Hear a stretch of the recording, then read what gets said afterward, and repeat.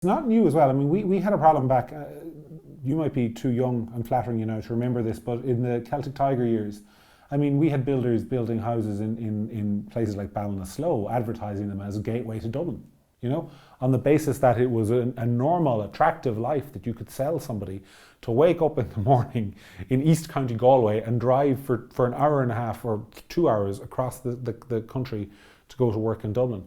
And that's, like, that is an absolutely insane situation. It's objectively insane, and Dublin is paying the price for it because you can't grow a city that quickly in terms of population without huge infrastructural pressures.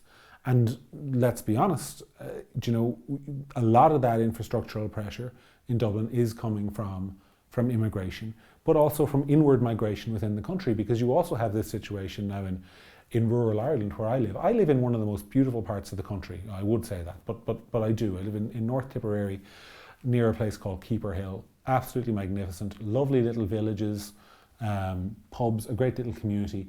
And I don't ever see, well, it's not true I don't ever, but it's very rare that I see somebody aged between the ages of 16 and 30. Those people aren't there. They turn 16, they go to college, they don't come back. And that's happening right across rural Ireland.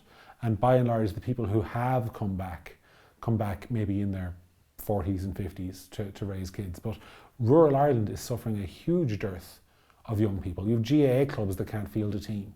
You have churches that are empty, even where there's a strong local community. Do you know, and that kind of withering on the vine. And then you add that combination.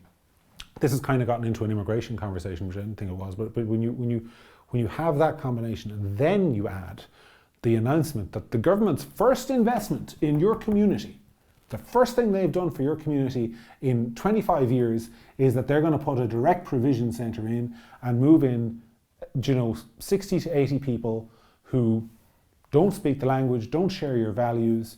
That creates hostility and suspicion, and then you put up your hand and you say, hang on a second, you know, we don't have the infrastructure here. And then you have them, then they all arrive down. David Attenborough with the camera, and here we have, in the wild, in the natural environment, the Irish racist.